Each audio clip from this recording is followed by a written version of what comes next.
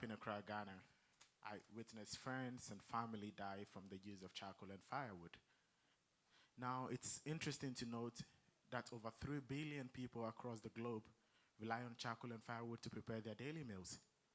Out of this number, 4.3 million of them die each year, chiefly due to carbon monoxide pollution. Now, this is equivalent to the population size of New Zealand.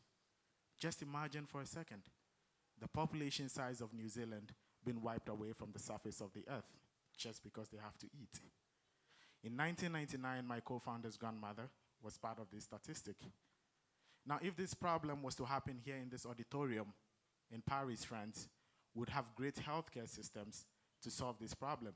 But this is not the case in the developing world where this problem is predominant. Faced with this challenge, we innovated the Genesis cooker.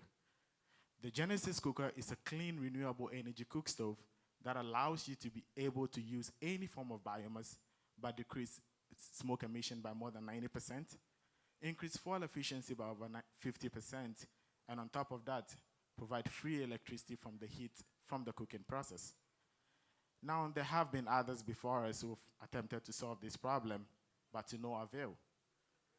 As the new kid on the block, Terraoak with its Genesis cooker is changing the game altogether. This is a video of a practical use case of the Genesis cooker charging a cell phone. And this is a message from Veronica Jomo, a prospective user in Ghana. So, what do people like Veronica gain from using the Genesis cooker? They get 3 things. Number 1, a decrease in smoke emission means that they are able to save more money on hospital visits. An increase in fuel efficiency means that they save more money on fuels. And on top of that, what I call the icing on the cake, the free electricity they get from just cooking their meals helps augment their lighting equipment and cell phones in their homes. So just last year, $300 billion was spent in this industry.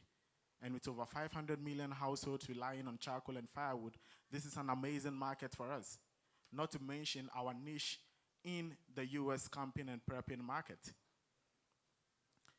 Within this year and next year, we'll be selling 400 stoves as pilots for $400 per unit, but this will go down tremendously to $75 by 2018-19 due to economies of scale, which is predominantly lower cost of manufacturing.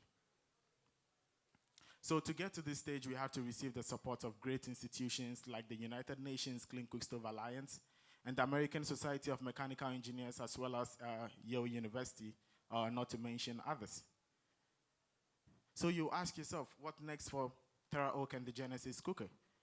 We will be piloting in several countries, including Haiti, India, and Malawi, with the support of our local partners, including local governments. Actually, at the end of this month, we'll be completing a pilot in Ghana.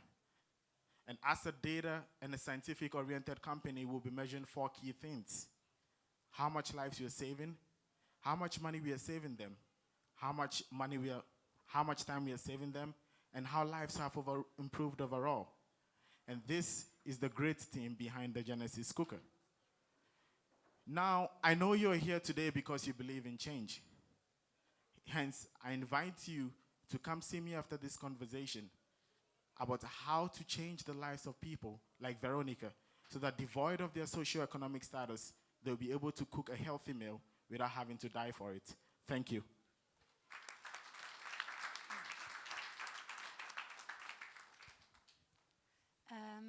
I'm not sure I understood the math, because you're saying that you will sell in 2019 $75 per stove, and then that you will reach a revenue of 1.6 million. Yes. That means that you are not getting a very high number of clients in 2019. And why so? What is your go-to-market strategy, and why is it difficult to sell? It's actually not difficult to sell. The first year we are selling for $400. In 2018, actually right now we are releasing version 2.0 of our product.